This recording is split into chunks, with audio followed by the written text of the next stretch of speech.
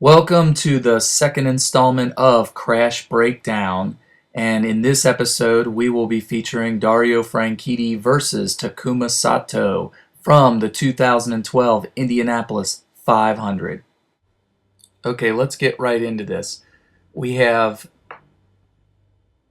Scott Dixon behind Dario Franchitti and then Takuma Sato going into the third turn here.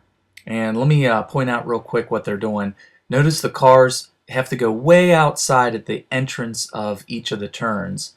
And then you'll see in a second here that they dive way down low at the apex of the turn. You can see them down way low there. And then on the exit of the turn, they have to shoot way up high. That's, in math, that's called a hyperbola.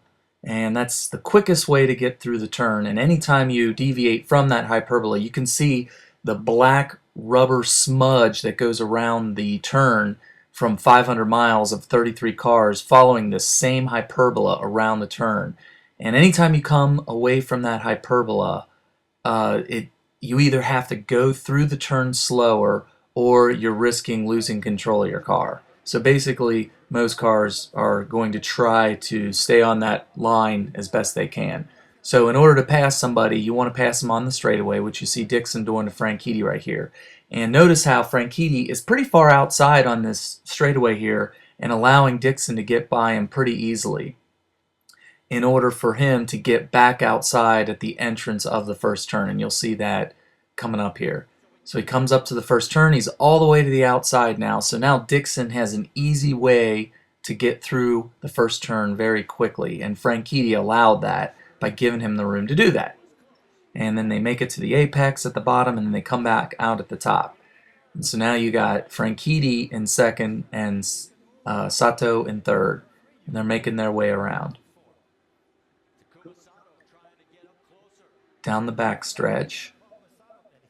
They're coming out to the outside, back down to the inside on the apex, and then back out.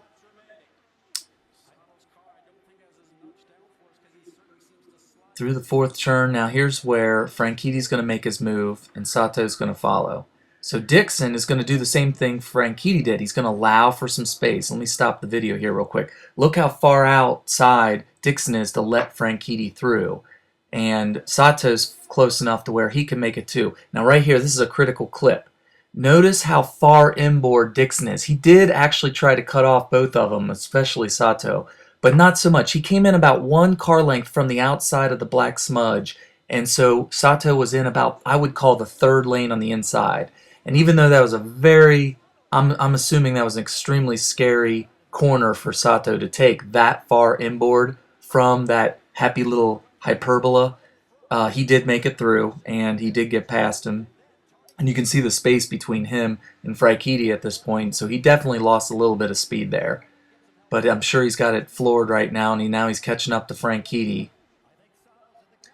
He's coming around the fourth turn here, and now he's going to make his move on the last lap. This might be his last chance. Now watch what happens here. Right here, we'll stop it. Franchitti goes so far inside, way further in than he's ever gone. And then that causes Sato, let's stop it again, to be in what I would consider the fourth or fifth lane on the inside. And then that's why he lost it there. He was just too far outside of that hyperbola in order to make it through that turn at the speed he needed to in order to pass Franchitti. He either needed to slow down or he needed to just hope that there was going to be enough friction on his tires to the road to make it through that corner, and it just didn't happen. So when you hear people say, oh, well, Franchitti didn't give enough room, well, yeah, I mean, he was going to try to force Sato to take that risk or something in order to keep him from passing. But he didn't wreck because he hit Franchitti, and he didn't wreck because he went too far low on the turn. You know, you go to the bottom of the turn on every turn at the apex. He went to the bottom too early in the turn, but he had to because Franchitti forced him down there. And I don't really consider that cheating. You know, I don't know. I know a lot of people are really mad about it, but it is what it is. I wish Sato could have pulled it off, and he didn't, but that's the way it is.